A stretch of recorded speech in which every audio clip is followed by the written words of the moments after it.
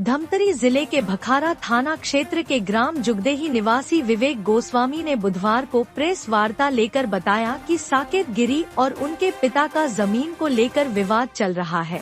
साकेत गिरी और उसकी पत्नी के द्वारा मुझे बदनाम करने तरह तरह का प्रयास किया जा रहा है। साकेत गिरी ने कुछ दिन पहले कलेक्टर कार्यालय में खड़े होकर एक मीडिया चैनल में बयान देकर मेरे ऊपर गंभीर व फर्जी आरोप लगाकर मुझे बदनाम कर मेरा चरित्र हनन किया है। ये सारे आरोप फर्जी और बेबुनियाद है। बेबुनियाद आरोप से मैं काफी आहत हूँ।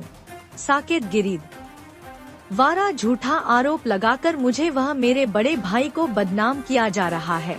इधर विवेक गोस्वामी ने फर्जी आरोप लगाकर बदनाम करने वाले पर कार्रवाई की मांग करते हुए धमतरी एसपी के नाम से ज्ञापन सौंपा है। देखिए विवेक गोस्वामी ने और क्या कहा। तो मैं विवेक गिरी गोस्वामी और मैं ग्राम जुगदेही का निवासी हूँ। मैं जो है कल जो वायरल वीडियो हो रहा है न्यूज़ चैनल के माध्यम से साकेत गिरी गोस्वामी के द्वारा और उनकी पत्नी रश्मि गोस्वामी और उनके सारे बच्चों के द्वारा कलेक्ट्रेट ऑफिस के सामने जो वीडियो वायरल किया गया है, जिससे मेरा पब्लिकली डिफेम किया जा रहा है, जो कि बिल्कुल ही बेबुनियाद है, जिसका बिल्कुल बेसलेस मेरे ऊपर एक्यूजेशन लगाया जा रहा है। उसका मैं खंडन करने के लिए आज यहाँ पे अपना वो ज्ञापन दे रहा हूँ। दरअसल तो कल साकेत गोस्वामी के द्वारा उनके परिवार के द्वारा ये बोला गया है कि हम लोग उनके साथ मारपीट किए हैं, गाली गलौज किए हैं और उनके बच्चों को धमकी दिया गया है, जो कि ऐसा कुछ हुआ नहीं है। हमने वहाँ पे कोई ऐसा गाली गलौज नहीं किया है, न कुछ भी ऐसे कोई उनके साथ मारपीट या कुछ भी नहीं किया। अगर ऐसा कुछ होता तो आप हमें दिखा दीजिए। आपने अगर आपके साथ मारपीट हो, उनकी वाइफ के साथ छेड़खानी का भी हमारे ऊपर बहुत गंभीर आरोप लगाया गया है, जिसका हम बिल्कुल खंडन करते हैं। अगर ऐसा कुछ आरोप लगाया गया तो आप थाना में आपका वो दिखाइए। आप मैं यही चाहता हूँ कि थाना में आप कुछ भी अगर किए होगे, आवेदन किए होगे, दिखाइए हमसे। और हम बस यही चाहते हैं, क्योंकि जब हमने वहाँ पे रही बात खेत की ज़मीन की, तो ज़मीन पे कब्जा हमने माननीय हाई कोर्ट के ऑर्डर के बेसिस पे, स्टे ऑर्डर के बेसिस पे हमने कब्जा दिखाया है, जो कि उनको भी ग्राम पंचायत के माध्यम से और थाना प्रभारी भखारा के माध्यम से और ग्राम कोटवार के माध्यम से उनको नोटिस पहुंच गया है कि इनको स्टे ऑर्डर मिल चुका है, जिसके बेसिस पे हमने वहाँ पे अपना कब्जा साबित किया है। तो हम तो पूरा न्यायिक प्रक्रिया फॉलो कर रहे हैं और ऐसा नहीं है कि हम जाते ही वहाँ पे कब्जा कर दिए। माननीय कलेक्टर को, माननीय एसपी, माननीय थाना प्रभारी भखारा और ग्राम कोटवार को हमने पहले से सूचित कर दिया था कि हमें स्टे ऑर्डर मिला है, तो हम वहाँ पे कब्जा साबित करने वाले हैं उसके बेसिस पे।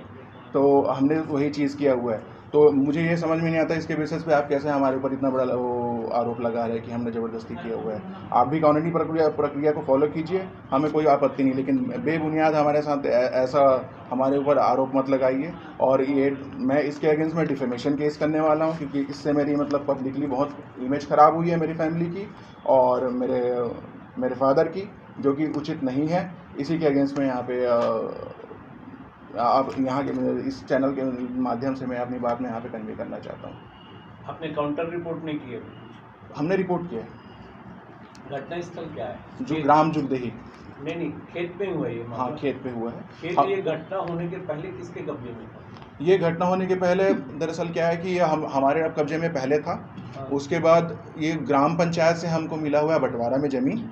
बंटवारा में ज़मीन होने के बाद क्या हुआ कि हमारे पास ऋण पुस्तिका है, लेकिन ऑनलाइन त्रुटि की वजह से जैसे ही पता लगा ऑनलाइन त्रुटि है, उनके नाम पे चला गया। क्योंकि 454 एक खाता क्रमांक है जिसपे तीन टुकड़े हुए। एक उनको मिला था, मेरे बड़े पापा के लड़के को, एक हम लोग को मिला था और एक मेरी बुआ को मिला था।